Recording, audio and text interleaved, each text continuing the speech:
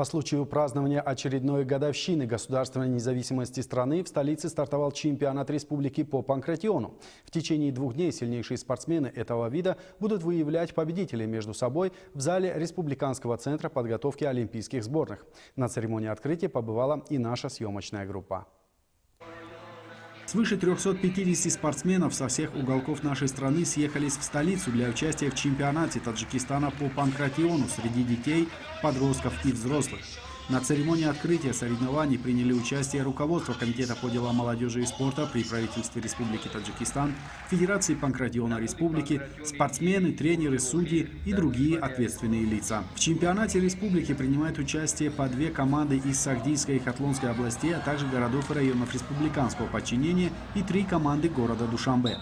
Также для участия в чемпионате приглашены воспитанники клубов и спортивных залов.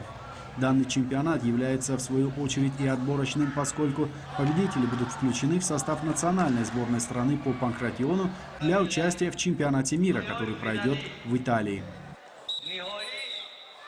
Участники чемпионата Таджикистана по панкратиону хорошо подготовились к данным соревнованиям.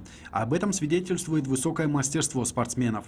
Хочется также отметить, что победители этих соревнований будут включены в состав сборной страны по панкратиону для участия в чемпионате мира.